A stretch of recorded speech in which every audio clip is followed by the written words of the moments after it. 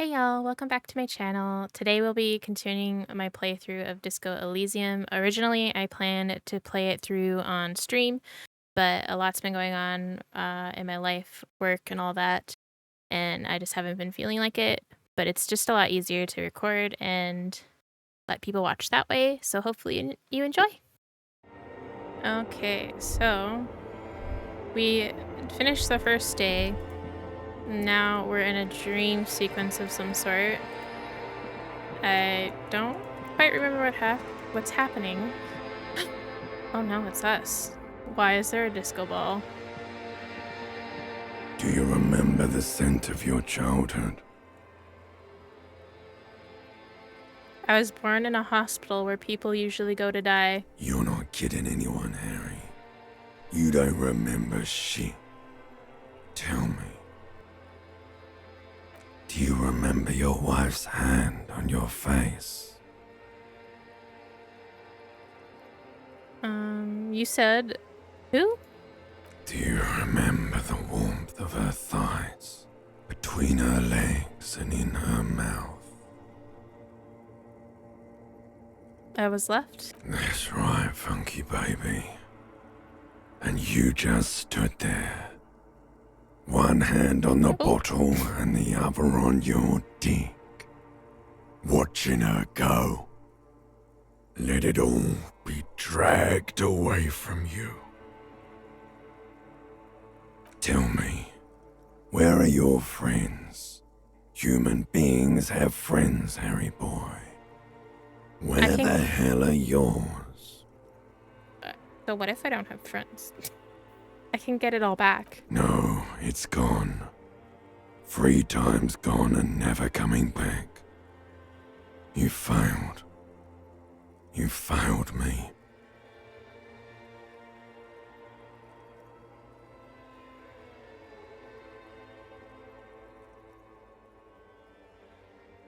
You failed, Elysium. I've seen you before. No, you haven't. You're just sleep talking. And the act is wearing thin, too. The spots on the disco ball fade around you. You'll be back in those cold snakeskins in no time, sweating up the bed. Stinky boy. Sorry. Stinky boy. What is Elysium? Everything. The pale and the useless. On the surface. The outer magnetosphere. Burning, furious truth. 8,000 years of written history. You really dropped the ball, Harry. 4.6 billion people. And you failed every single one of them. You really fucked up. I can come back from this. You're not coming back from shit. Thrashing around in that high conductivity state of yours. Bumping into things and acting like a clown. Who are you kidding? I'm trying to solve this case. You're trying to what? I can't hear you. This is just a word dream now. Jumbled up garbage. The pictures are gone. The bed rises to meet you. A thin, sleep-like state. More glass than velvet, grinding in your head. So something is wrong. Sleep shouldn't be this bad, this dry, this unnourishing. There's something wrong with your thoughts. Some kind of new type of hangover. God, there's another type? Oh yes, party boy, and it's worse than the one before. Just think of the shit you saw. Here it comes too, so soon already. A silent alarm goes off in your head like clockwork, barely let you sleep at all. Time to get those clothes on, Harry. Oh my god, the voice is so creepy. Time to go to work in the shit factory. I think you quite made your point. Thank you, Dream. Dane. I know how that feels only because I have ADHD. It makes sleeping kind of hard. Are you getting up, bud? Just ignore that. Good going, buddy. Oh my god, what the hell is that? Oh, just a dream. You have ones like that all the time. You feel even worse this morning than you did last night. What the hell is going on with me? You mean, why are you so tired? Too tired and down to even think? It is worrying, isn't it? You can't be a detective like this. Detectives need to be able to think. Why is this happening? It's just that your heart has finally pumped all the speed out of your system, Buster. Time to get some more. How about we just don't do drugs? You're too weak to say no now. Waking up is the worst part. Maybe somewhere down the line you could decline. No, I can take this. I'm not going to go looking for speed. Are you sure? Ready to live as this pathetic shell of yourself for days? Basically, a week. Let's be honest, 2 weeks. Maybe 3. You won't make it. Half the town will be dead by then. You will be fired. That's a lie. I can do this without the speed. Half the town won't be dead. Suit yourself, slow, sad shell man. See how you do without your spark. The spark comes from within, okay? Wait, let me see. You'll need to find 20 real to pay for your room at the Whirling, or it'll be locked after 20. I need to find I need to find my apartment, bro. Okay, I can probably check that too. Let's go get our lover, Kim. Not really our lover. He's just our best friend. Where is he? He awake yet? Oh. Oh, he's down here.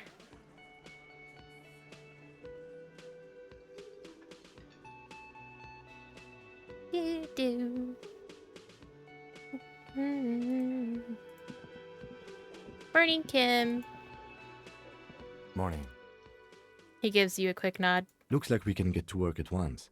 The union muscle turned up. They look rowdy. We should talk to them. Are these the men Gart told us about I yesterday? completely forgot. Sorry, I had a rough night's sleep. It's them by the looks of it. Loud and nasty, just like the manager said. One loose thread less to worry about. And one big problem to replace it. What do you mean, rowdy? I mean ungovernable. Martinez isn't exactly enthusiastic about the RCM being here. They prefer to be policed by the union. These men here, men who drink beer for breakfast, there's talk of an armed wing of the union called the Hardy Boys. Not the who Hardy are Boys. responsible for state policing. I think it's them. There are so many of them. Maybe we should call in reinforcements? No, that That sounds would like a just dumb idea, escalate but... tensions. No captain would sign off on it. Solving one murder isn't worth a conflict between the RCM and the Debarders Union. Brew. In fact, even the death of 2 detectives might not warrant an all-out war. So let's keep a cool head, okay? Why do we need to talk to them? Points to the Dock Workers Union. The belt used for hanging him, tracks in the mud, the circumstances in Martinez, my preliminary information. Which may, of course, all be wrong. But we still need to talk to them, and it won't be easy. Let's roll. One more thing before we do. We don't have to talk to them immediately. We can walk right past them, continue with our business. Yeah, streetwise. Zoom right past. Do it on your own terms. But aren't you curious to know what they have to say about the murder? They're in no hurry to leave. They think they own the place. Anyway, I leave that choice to you. Whatever you decide is fine by me. I feel like him might be right on that front. I still haven't tried with that lady. What was it that I think it's Volition, but I don't know if I can level it up. 1 second. Let me check. Oh, I can try it again.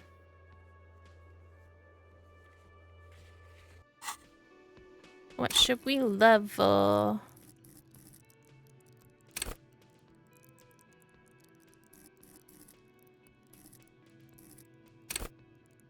These are max. No.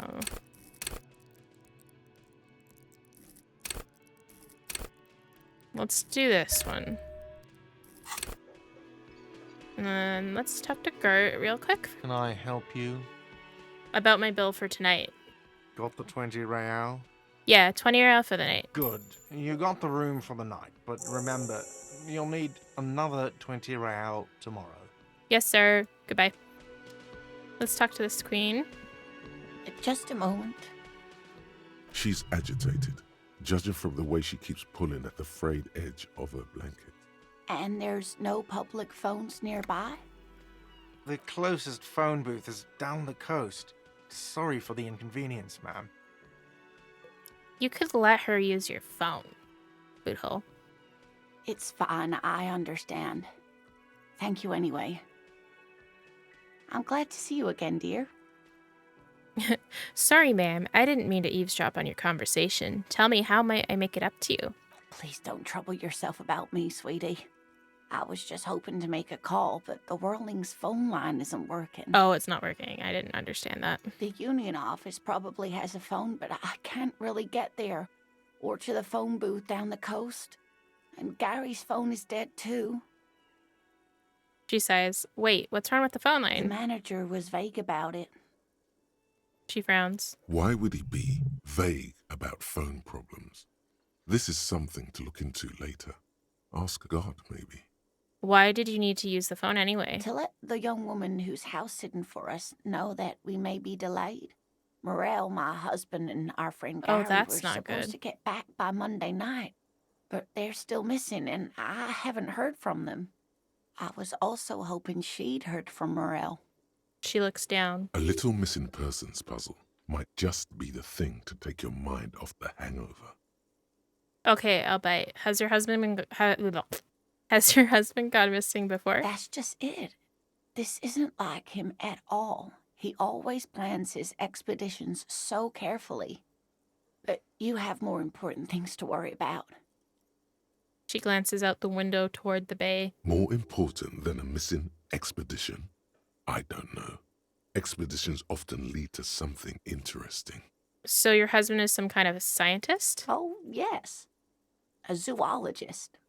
A cryptozoologist, to be more precise.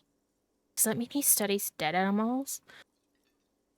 Sorry. What is cryptozoology? It's a pseudoscience that attempts to legitimize research into mythological beasts and urban legends. The lieutenant sounds unimpressed. That's one opinion, yes. And people are entitled to their opinions. Yes, they are, Lena. She's used to playing off such insults casually, but they still affect her. My apologies, ma'am.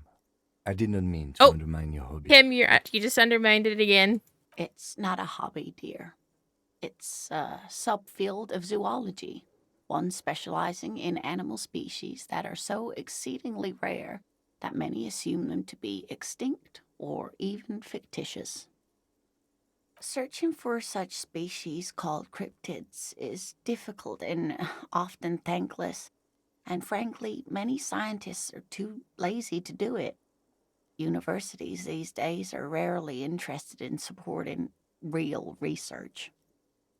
I mean, does the world of your universe even have the money to do so in The general? quality of research at Revacholian universities has been on the decline, but you doubt there was ever a Yeah. time when cryptozoology was embraced by the academic elite.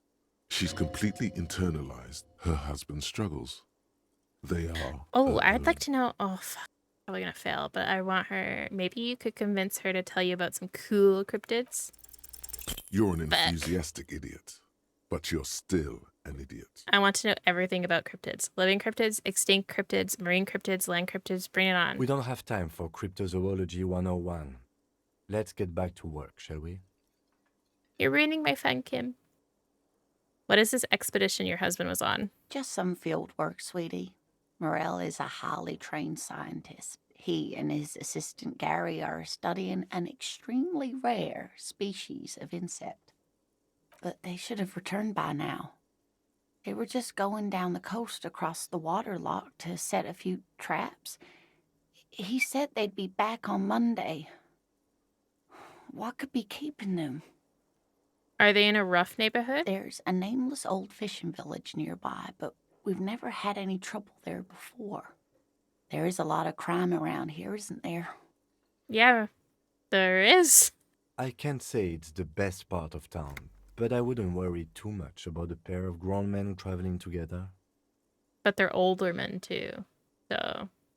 Some fringe science is exactly what's needed right now. Spice up that vanilla murder investigation.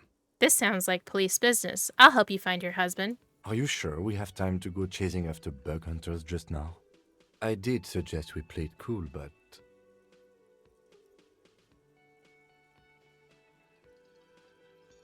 It's just a little side thing. We'll do it down the line. If you say so. Come on, Kim. Don't you want to help her find her husband? Oh, thank you, officers. Truly, I'll be right here if you come across any sign of Morel. Okay. The water lock on the canal is broken, so your husband is probably just stuck on the other side of the coast. Oh my. What happened to the water lock? No, I'm not going to say that. Probably it's just some technical problem. Well, whatever the cause, I'm thankful. To both of you. You've spared me another sleepless night. You're welcome, ma'am. But it is weird that they haven't called.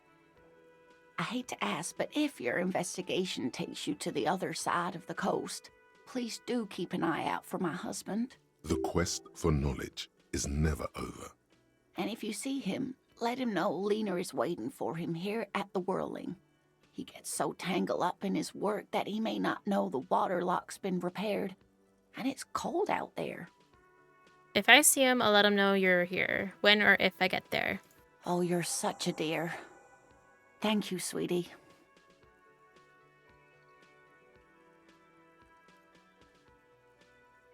I could try this again. There's really no point in manipulating anyone. She'd be only too pleased to tell you about her work. Hey, Go Lena. on and ask. Hey, Lena. I'd like to hear about some of the cryptids you've studied. Could you just tell me about a couple of them? Oh, I'd be delighted. Truth be told, I could really use the company too. One Aw. cryptid, not a couple. One. Kim. This won't turn into some kind of cryptid extravaganza. Okay, Kim. Just one little cryptid. Promise. He nods and assumes a waiting posture. Ooh, tough choice there. Ooh. Ooh, I don't know which one should we ask her. Are there any invisible No, that sounds like it's the... Oh, what's the most dangerous cryptid? The gnome of Jeroma. She pauses for effect. The gnome of Jeroma, that doesn't sound too bad. Oh, it is. None of its victims survived. Grieving relatives never even found their bodies because the gnome's venom dissolved organic tissue. Oh boy. What did this cryptid look like? It was reportedly a small creature with webbed fingers and a protruding forehead and a gangly little thing. Quite scary to look at. A couple of campers found it when it was already dying. They heard an odd wailing in the woods and followed the sound. They were scared and wrapped it in tarpaulin to suffocate it. It still took the gnome of Jeroma an entire day to die. Oh, that's morbid. If the body of the creature was found, why aren't there detailed illustrations of it in science textbooks, confirming the existence of this very little species? Alas, the first scientist who got his hands on the creature's corpse put it in a jar of formaldehyde, thinking that would detoxify the gnome's venom. Instead, all the venom leaked out of the creature's teeth and into the surrounding liquid, dissolving the creature itself. A poetic end, perhaps, but a real loss for science. She says, mostly to herself. Alas, always alas, and then it was gone. Isn't that overly convenient?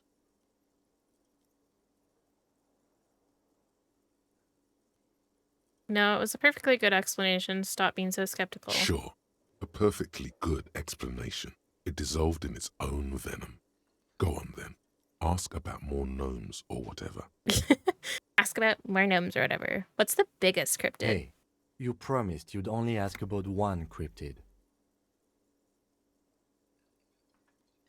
But Kim, don't you want to hear about another cryptid too? The lieutenant pauses thoughtfully.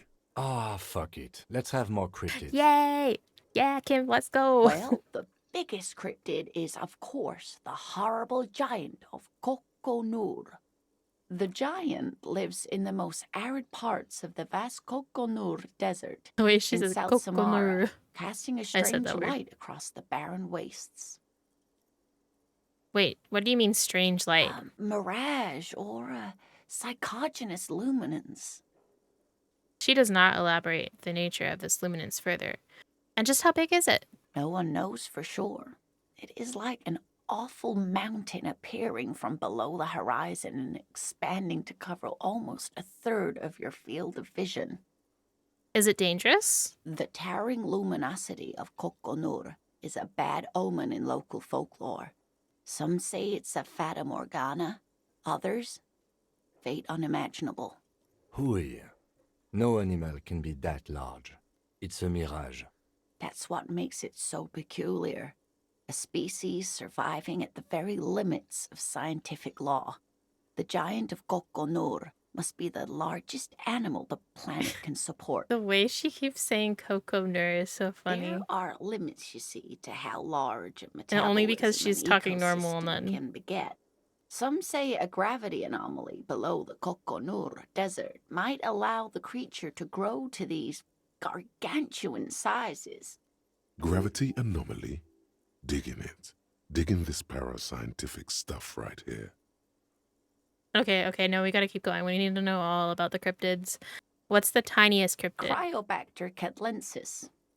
She answers immediately. Cryobacter catlensis? Yes, a unicellular bacterium that was discovered in one of the northernmost points of Kutla on the Boreal Plateau by renowned geologist Caitlin Mijanou some 70 years ago.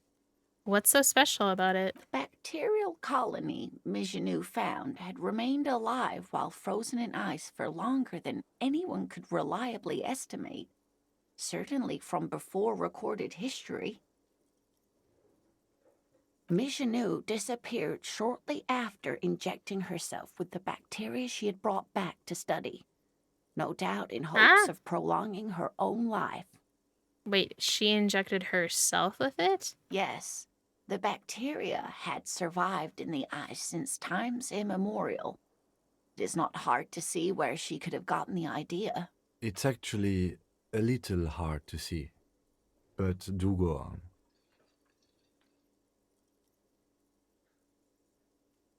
She was preparing for the end times. She wanted to witness and record the Twilight proceedings. Mijanou did talk about the end of the world Oh, a I great thought that was deal sarcastic. before her abrupt departure. Everyone thought the bacteria had driven her mad, but she really was a brilliant woman. Maybe the Cryobacter catlensis allowed her to see something no one else could. Okay. Are there any invisible cryptids? What an interesting question.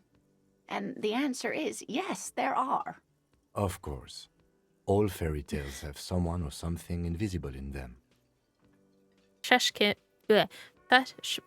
Shush Kim. She's gonna tell me about the invisible cryptid. What is it? It's the Col de Mama d'Aqua. Its name means thin whisper of sound, and that's precisely what it is. Self-replicating sound waves, invisible and intangible. The Col de Mama is very afraid of us, which makes it incredibly difficult to track. Uh-huh. Col de Mama d'Aqua can also be translated as a whisper light and low. A whisper, a light and low. Yes, that's another translation. They're both quite lovely, aren't they? Although the low part is a little ironic. The col de Mama d'Aqua makes, or rather is, such a high-pitched sound that other animals, including humans, can't hear it. It could be everywhere all of the time, and we wouldn't know. Fine, I'll bite. How can Look. an animal be a sound? Many scientists have asked the same question. Some have claimed that it isn't itself a sound, but a tiny corpuscle that emits sound waves. But there's no evidence to support this theory. Why is the Mama d'Aqua so afraid of us? That is a sad story. A group of university students assisting with the field work in their enthusiasm for the project, and no doubt because they were preoccupied with impressing their professors, nearly drove it to extinction. Extinction? They tried to communicate with it and had no other means but sound. So they started sending out sound waves at frequencies they thought might match the Mama d'Aqua's. And what happens when a sound wave meets another sound wave of the same frequency, dear? I don't know. They cancel each other out. They cancel each other Oh. out. Yeah. I got it. Thank you. Exactly. And these tests were performed so recklessly that when they happened upon the right frequency, well, they wiped out most of the population. I'm so skeptical. Great regret washes over her. A wending cloth. After that, the corpuscle appears to have migrated elsewhere. There have been recordings of anomalies similar to those spotted in Ea, but they've been few and far between. It's impossible to confirm the presence of any stable col de Mama d'Aqua population anywhere. Of course. A common thread in these. Disappearance and unfalsifiability. I like the story, though, ma'am. I'm glad you did, dear. Could it be here? Look around. Right now. It could be. As I said, it could be everywhere. And we wouldn't know any better. It could be ringing all the days of our lives and nights. What evidence... Whoa, brain. What evidence is there of this animal being a sound? Plenty. It's the evidence that led to its discovery.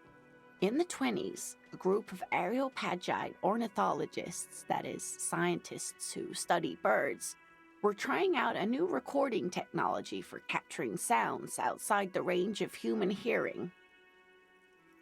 When playing back recordings they had made in the foothills of the Ea mountain range, they noticed certain anomalies, patterns that seemed random at first, but on closer examination were consistent with the waveforms of songbirds. Just nod eagerly. The scientists soon discovered they could track and even predict what appeared to be feeding, mating, and migration patterns based on sound waves in a strictly delimited range of ultrasonic frequencies, Interesting. even higher than those of the highest-pitched bat calls.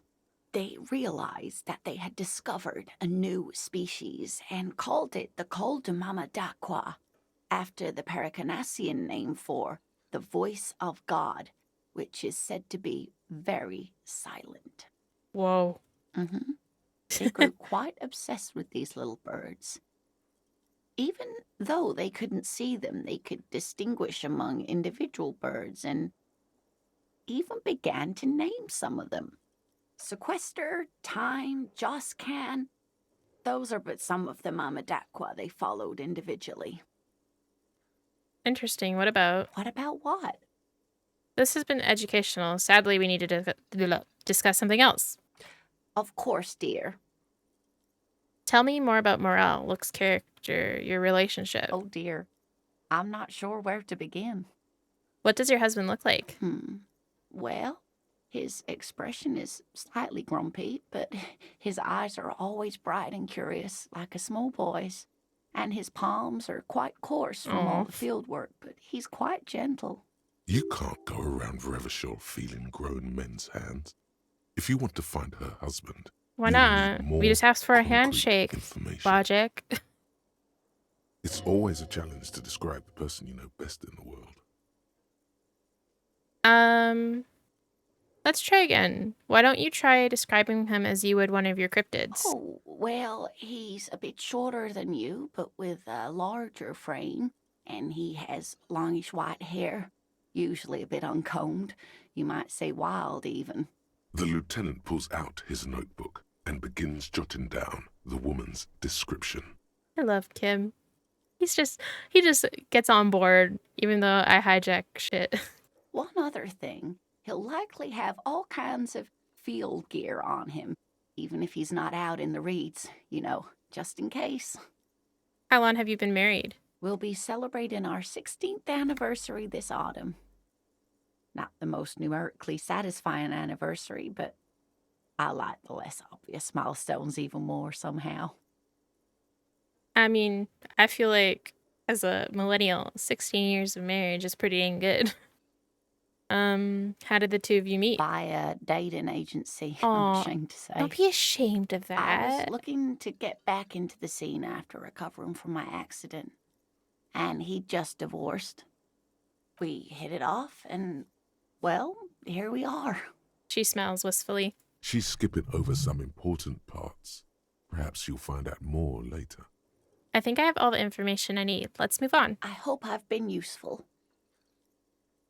Tell me more about this rare insect your husband is looking for. Sweetie, it's fascinating, but The lieutenant gives you a sideways glance.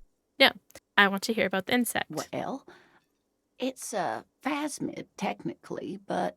Ah yes, Phasmatodia, a diverse group of insects whose bodies resemble twigs, leaves, that sort of thing.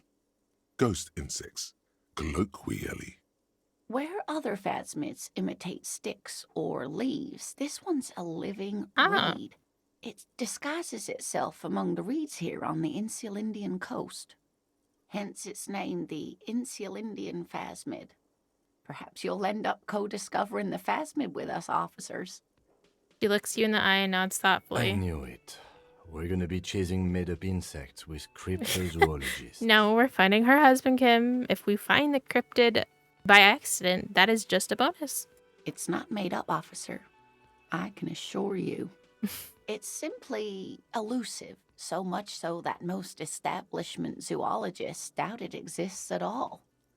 What makes you think the phasmid is around here? Well, some teenagers making out in the reeds saw one. They didn't know what it was, of course, but there was a brief article in a local newspaper about their encounter with a ghost insect that looks like the reeds. Gary sent us the clipping. So a newspaper clipping is all the evidence you have. Of course, most phasmid sightings turn out to be false alarms, but their description matched the Insular Indian phasmid perfectly, and they didn't even know what they were looking at. Enthusiasm has wiped the worry from her face. Aw. Her eyes sparkle behind her glasses. You seem really excited about this cryptid. I suppose I have something of a personal connection to the Insular Indian phasmid. All scientists have their little hobby horses. So, is it dangerous? Not at all. Why else would it hide itself so carefully? Is it valuable? Oh, I doubt it. No one gets into cryptozoology for the money, sweetie. Does it have cool powers? Yes, it can blend in almost perfectly among the reeds. It's how it stayed hidden all these years, centuries even. Okay, what's so special about the stick bug then? Oh dear, I'm afraid I'm not explaining this very well. It is very special. The woman's face flushes with embarrassment. I didn't mean Morel to make can her explain it embarrassed. all much better. I wish you could hear him describe it. Then you'd understand, I'm sure. I'm just gonna check. I'd really like to hear about more cryptids. You know, Of course, officers. Is there a particular... No, okay. Of course, dear. That's all for now, ma'am. Thank you. Now let's talk to Gert. Let's see if we can talk to him about Can the I help phone. you? Another thing. Great. I love those. The way he says another thing. So the phone line is dead? Yes, and the phone company is taking its sweet time sending someone to fix it. Losers. Is it true that there was foul play? Who told you that? Lena? Fine, yeah. It looked like someone had messed with the wiring. It was shortly after the hanging, but I don't know if it's at all related. Plenty of assholes around here who aren't murderers. If you do find out who cut the line, though... Yes, and the phone company is taking its sweet time sending someone to fix it. That's pretty strange. It's not strange, it's inconvenient. Who told... Fine, yeah. If you do find out who... Yes. Okay, sorry, I'm just who gonna told quickly... you that? I would never disclose my resources. That would be dishonorable. Fine, yeah. If you do find out who cut the line... Yes? Okay.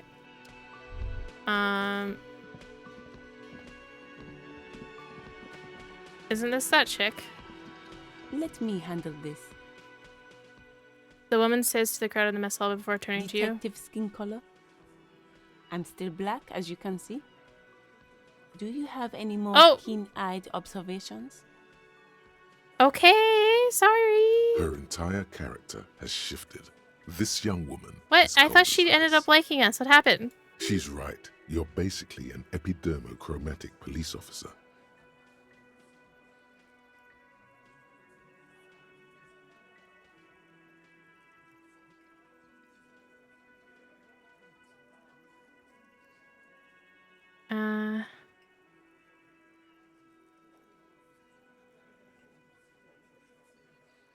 I don't know what to say. You're the gardener. No, I am not a gardener. I'm a lead. So let's get to it. You're looking for Titus Hardy? You think he has information that will help you? Maybe he does. She points to the man on her right. That's Titus. Talk to him. But know this. I'll be keeping an eye on you. No strong arming. Nothing official. The District of Martinez does not recognize your authority to make arrests. It doesn't matter if you recognize our... She says nothing. Her glare speaks for her. What's your role in all this? Like I already told you, I'm a legal counselor. Do you have hearing problems? What if I want to talk to you, not Titus? What you want is of no significance, officer. Don't test your authority. In Martinez, you are no one. Why are you so aggressive? Aggressive? You make your living enforcing violence. These people are just dock workers. Just dock workers, but they might have murdered someone? So you were spying on us, and now you represent murder suspects. Just dock workers. Listen, you moral intern lackeys. You're a mob, enforcing the unlawful privatization of Revachol. 20 fat men in the Occident are stealing it all, and you're their bodyguards. Fuck yeah. The tall, broad-shouldered man takes a sip of his beer. So ask what you came to ask, or get back to your commanders.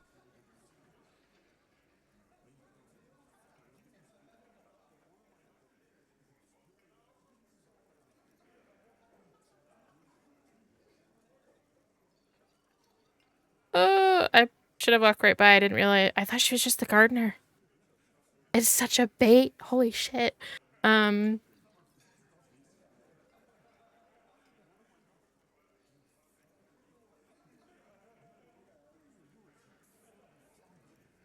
like that. Good start. Let's take it a step further. Armed uprising? What are the union's plans? Look, a comedian. Do your job. Ask your... Strange. It's as if people don't believe a cop could be a socialist revolutionary. What are you going to do to me? What are we going to do to you? The union isn't going to do any... Goddamn. If anything, it is the RCM who do aggressive. Listen. Fuck yeah. So ask what you came to ask, or get back to your commanders.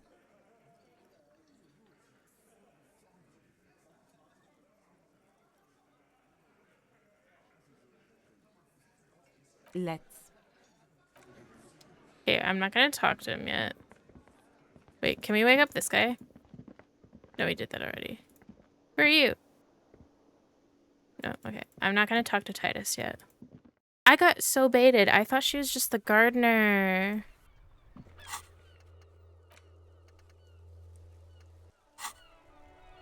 Okay, let's go see what information we got on that thing. Inside, we see a set of steering levers, a radio. I want to see what that pop-up was.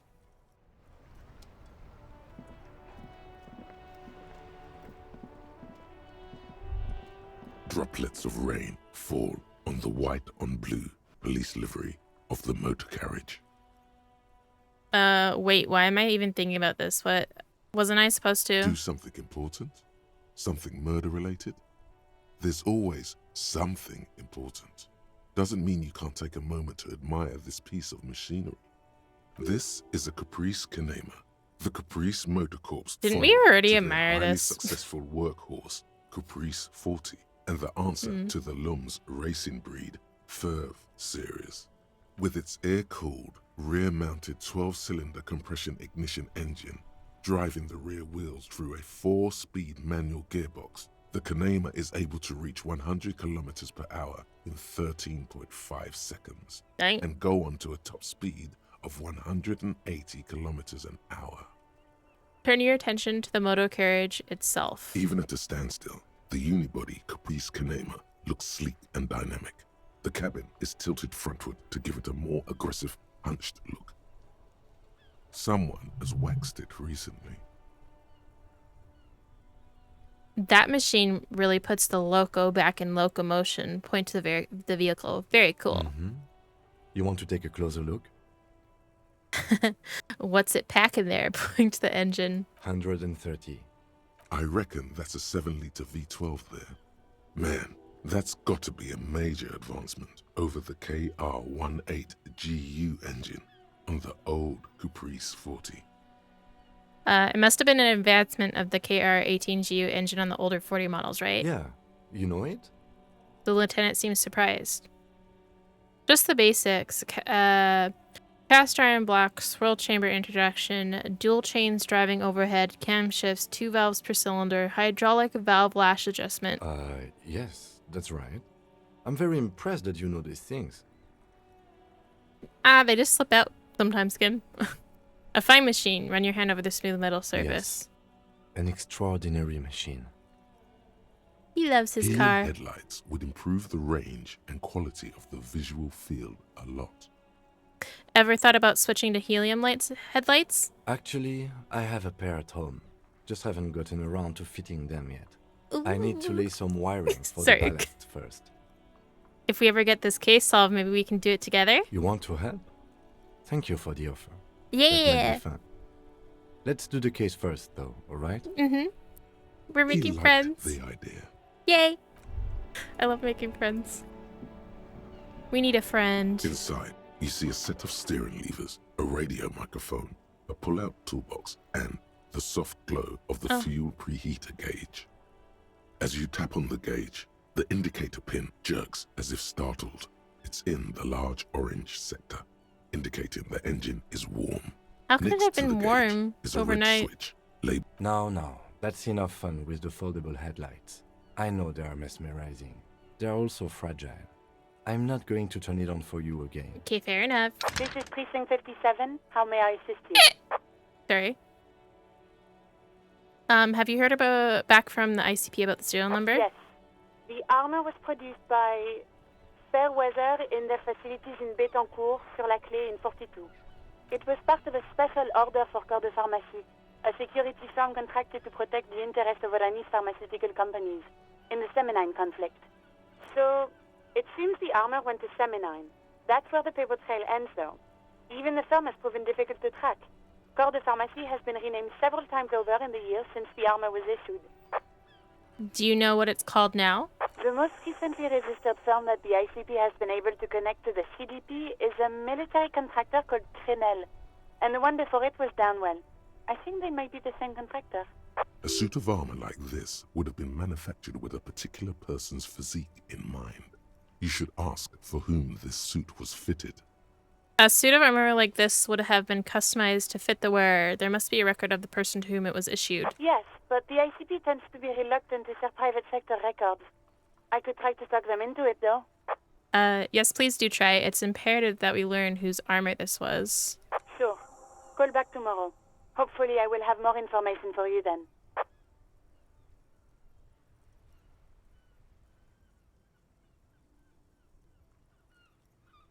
Is Lazarus the doctor, right? Right. 10-4, come in. 5. Wait, before you say anything stupid, think it through. What's there to think You're about? going to be looking at a straitjacket if you tell every. 10-4, sir. I'm not hearing your question. Hold on, are you alone in the room? I need some confidential information about myself. That's a negative, sir. Ugh. I got 10-12. Visitors present here. Over.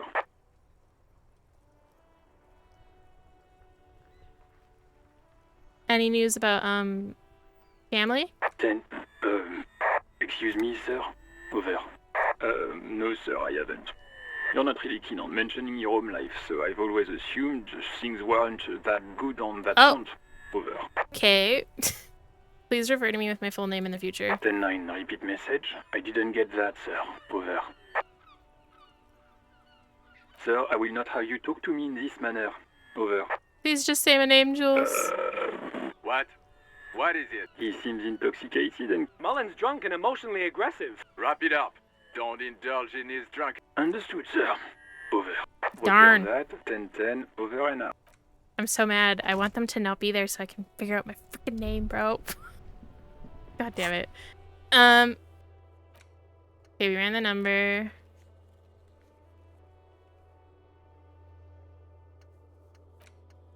Let's go talk to what's her frick again. I should save too.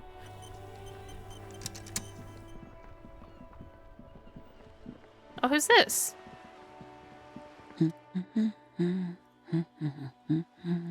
You see a sturdy woman humming to herself. She seems to be browsing books. A good one? Point at the book. Yes? Hello? Who are you? Me? No one. I'm just a working class woman. She doesn't really want to be disturbed. If she's such a working class woman, why isn't she working? Shouldn't a working class woman be working? Not all the time. Right now I'm browsing books. Even a working class woman needs something to read. Good, good. It is. I'm a I know policeman. you are. Do you need the help of a What policeman? with? What with? A lot of things. For example, people tend to go missing. Watch her browse books. Her hands move over the book covers. The tips of her fingers look rough, stained with yellow. It seems like she has spent a lot of time at work, smoking. Another comrade. Years of labor are pressing down on her shoulders. She deserves a hug No. for all the work she's done for mankind. I kind of want to try it. Give her a hug. You step in and close your arms around this foreign body. What is happening? She seems to be confused. Your hands are wrapped around her polyester coat. What The is fabric feels happening? cold, moist from the sea nearby. Keep hugging her. The situation is oddly intimate. Your cheek is pressed against her shoulder. Her hand is trapped between your chest. 5 seconds pass, and their passing seems so unimaginably long. Then she coughs and says again, What are you doing, officer? I am fighting for the working class. Fighting for it how? A hug a day keeps the bourgeoisie away. Oh, Oh. There's a strange sensation as the woman strengthens her grip. She's hugging you back. I guess it's better than nothing. Keep fighting on, my fellow comrade. Oh. Then she breaks up the hugs. Hug, her cheeks flushed. Is there anything else I can help you with? That's all for the moment. I'll let you read. the woman before you nods. It was kind of a cute interaction. Should I ask her about her husband? If she has a husband? I'll just quick save if it goes south. Maybe your husband is missing? My husband? No, he's not. So where could he be? I don't know. At home now? Out drinking with his friends? Working? Where is this going, officer? So what I'm hearing is you don't really know where your husband is. Yes, but I don't really need to know where my husband is. Not all the time. Wouldn't you like to? No. Maybe you're right. Maybe he isn't missing Of indeed. course he's not. It's not like he's a pocket watch. I wouldn't just lose him. Yeah, that was a funny She interaction. has, though. The husband is totally lost. You should tell her that it's okay. It's okay. What? It's all right to not know where your husband is. Nothing shameful in Who that. said anything about shame? Stop talking down to me. My husband is not missing. Maybe your children are missing? No, absolutely not. Okay, so where are they? Are you a policeman or a nanny? Nanny, where are they? They are not missing. You know where they are. They're at home, smoking. Given the No, ladder, okay, great. Just making sure. I see. the woman I'm too scared to go down that road. That's too scary to go down. Is she gonna let us in? Let's see. Oh, sorry, I don't want to talk to Kim. I want to talk. Welcome to crime. Be welcome. And please take responsibility for the energy Oh. you bring into this space. Before we go on, you seem to be well off enough. Can you give me some money? I feel there won't be an opportune moment to ask later. Sir, don't be ridiculous. I certainly will not give you money. I would be doing you a grave psychic disfavor. Is it a psychic disfavor, though? One has to earn one's success, even if one is a police officer. Certainly there are good things to be said about dependence. It would forge ties between us working people. Good practice for fighting our common enemy. Now, hey there. Sounds like someone isn't taking responsibility for the energy they bring into this space. Fighting enemy. My philosophy is everyone just getting along. Sir, don't be... One has... Certainly there are good things to be said about dependence. You misunderstand me. I'm a powerful feudal lord. I demand tribute. This is about traditions. Now, hey there. Sounds like someone isn't taking tribute. Power. These are not... Girl, you're not playing on. The proudest owner of our little shop of culture. This Dick Mullen book fell apart before I got to the end. Do you have another copy? Oh, I'm very sorry, sir. Some of these old paperbacks just don't have the durability. I would be happy to sell you another one, but unfortunately, it's the last copy we had in stock. The girl outside mentioned that this place is cursed. Cursed? Who said that? Annette? I will have a word with her. This place is not cursed. It has a robustly magnetic energy. Good for commercial activity. My business is thriving, sir. What in God's name is she talking about? Why are you so uptight about those curtains? I just want to know what's going on the other side. I told you, it's just a storage room for employees. I don't understand why it's so important to you. Just let it go, officer. Go buy some goddamn books. You're supposed to be drawn to the books. She recites it like it's a poem, or like she's playing a role she's grown tired of. She's so tense, it's a miracle she hasn't snapped in half yet. Why are you still talking about books? Are you trying to put a spell on me? A spell? As if. This place doesn't need any spells or hoodoo mumbo-jumbo. This place has wonderful energy. She wavers under your gaze, mouth pressed into a tight-lipped smile. Then something breaks. Okay, fine. It's because this place is cursed. Just like Annette said, they don't call it the doomed commercial area for nothing. Are you happy now, officer? Happy that you've ruined everything? She closes her eyes and starts mumbling something to her pendant. Host of hosts, she prays. How does Guard this me curse... and my honest business venture from the curse that lurks behind the curtains. Sorry? How does this curse manifest itself? The curse is so much worse than you could imagine. It's a disease, eating at the very foundation. A shiver runs through the woman as she looks around the dimly lit store. It's the curse of financial distress, of ruin and bankruptcy.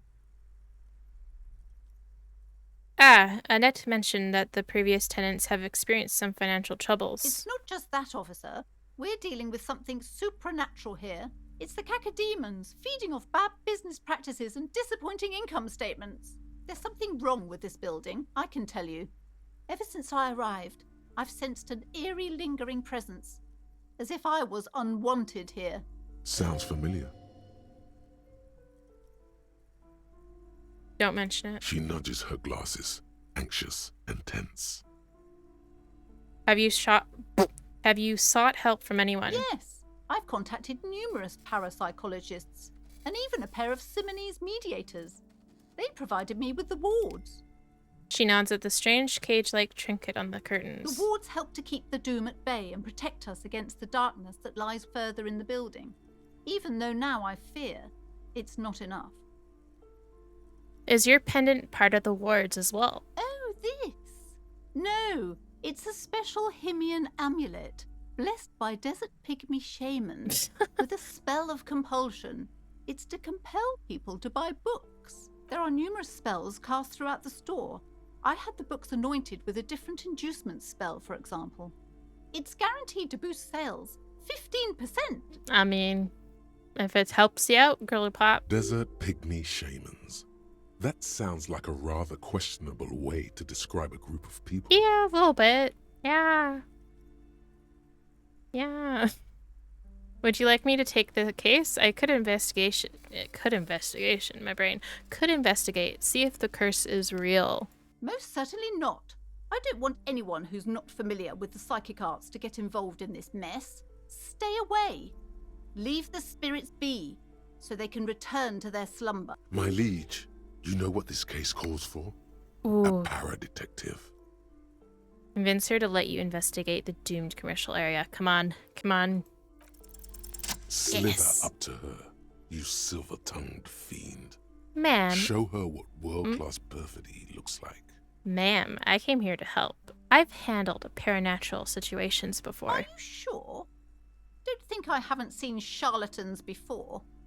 I have returned from the void, a paradetective from a long line of paradetectives. You're no paradetective. You look nothing like one. And you're clearly a drinker. Ah. Pardon me for being so blunt, but You look like one. The lieutenant keeps his usual stony calm. He silently picks out his notebook.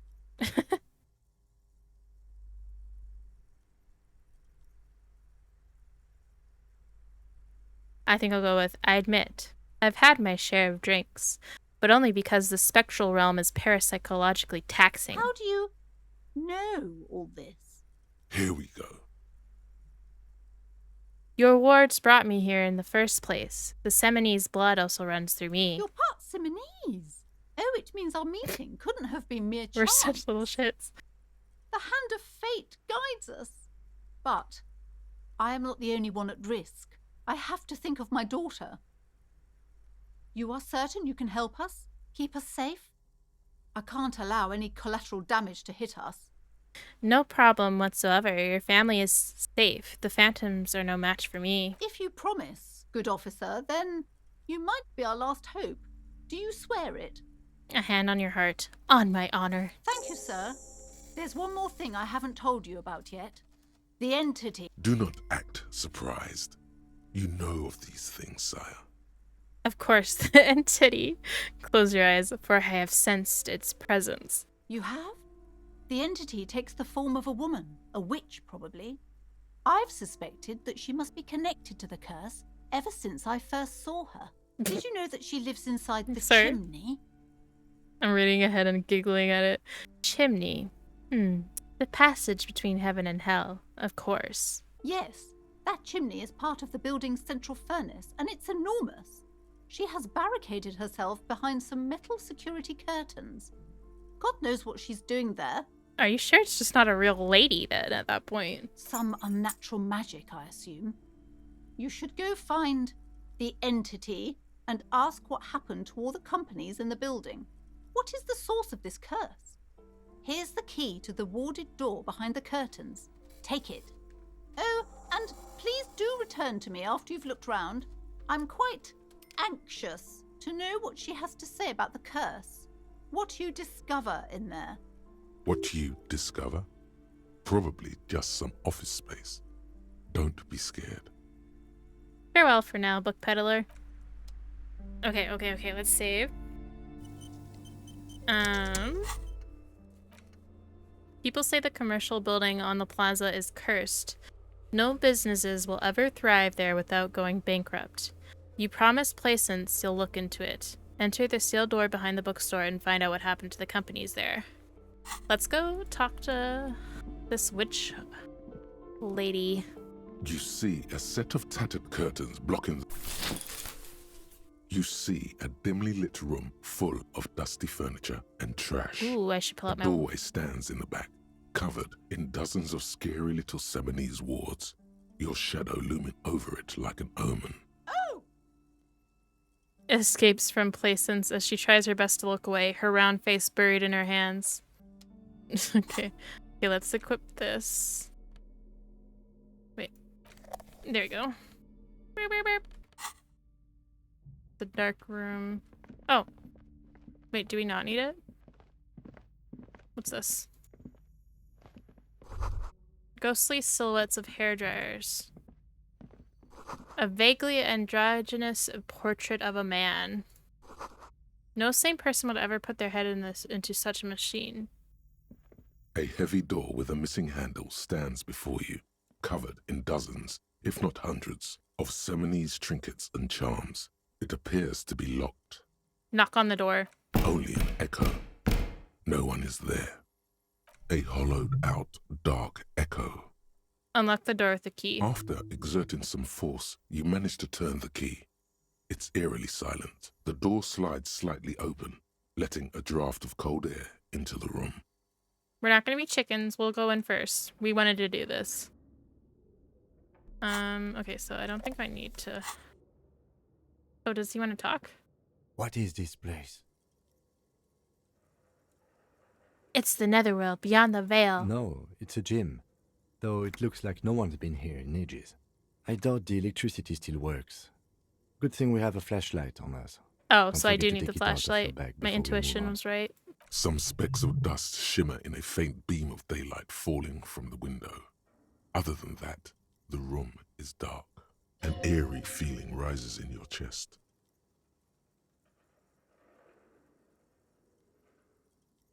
Let's just keep going. I'm sure it's just a regular abandoned house. Nothing mysterious here. Sounds good. Okay, let's put on the flashlight again. Can I punch it? Nope. Sand is dripping from the punching bag. The poster says Sidious Fortis. The rest is worn off. A barbell lies on the floor. The color has worn off its weight plates. It's 60 kilograms. Your triceps hum at the sight of these weights. Show the world Should what I have kind of saved? I beast probably should have it's saved. dealing with. Lift them. There are no collars on Oh, the hell barbell. no. This is a safety hazard. Look, Kim, it's a trap. There are no collars on the barbell. You're right. The weight may fall off. Better not touch it then. What kind of bastard would just remove the collars? It should be a felony. It would be a violation of EPIS safety regulations if the gym was still operating, but it isn't. No one's supposed to come here anymore.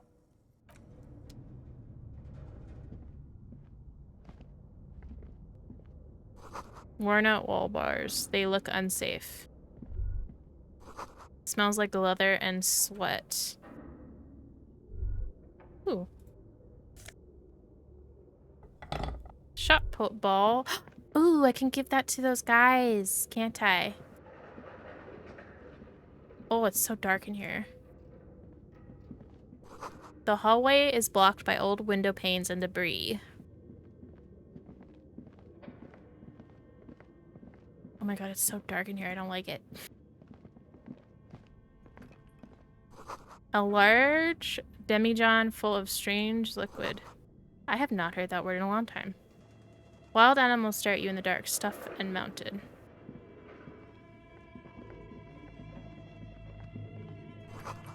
Airship rotors covered in spider webs. They remind you of blades.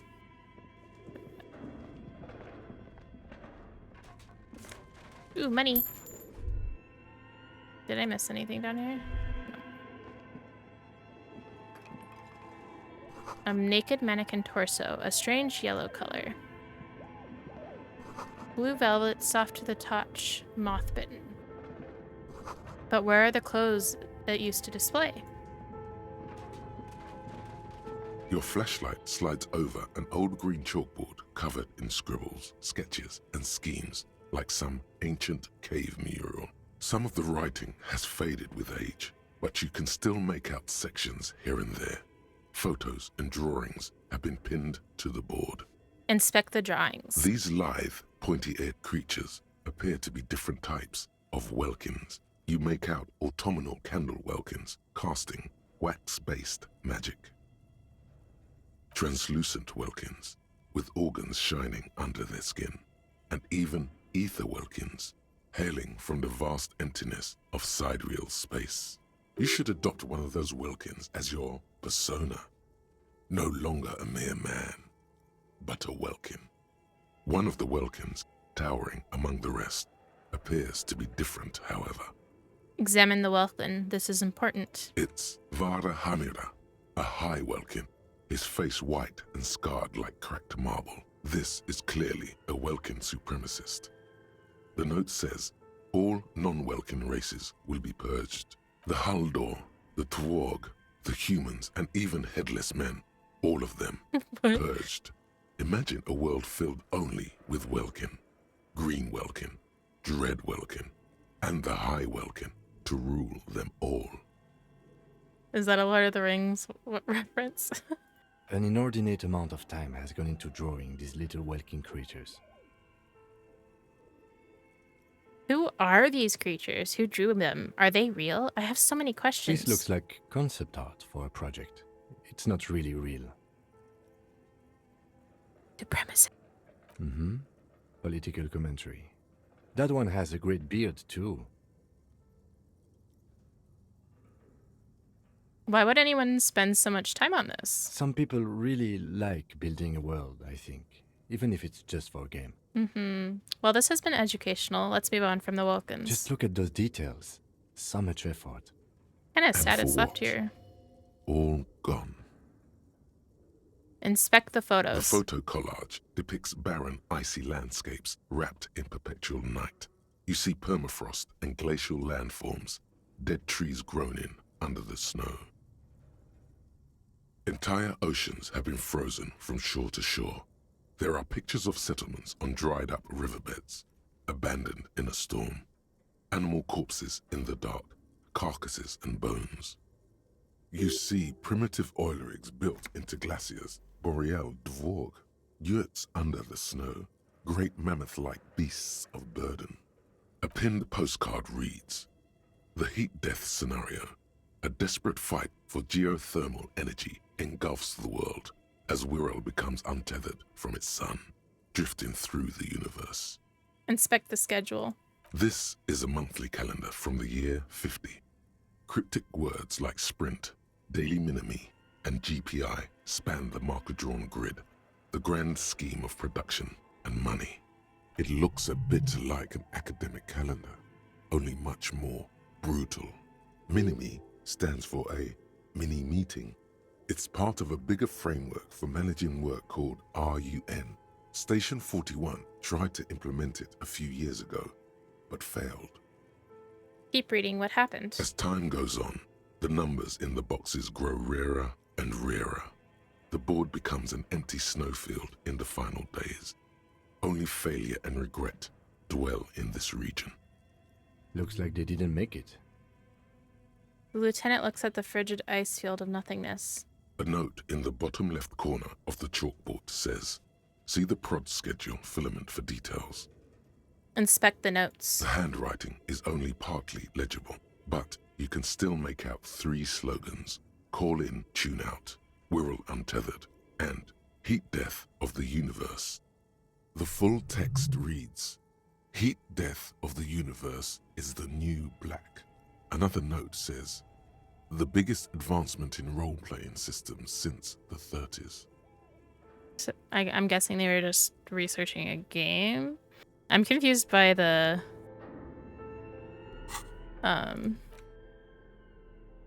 whatchamacallit, the photos.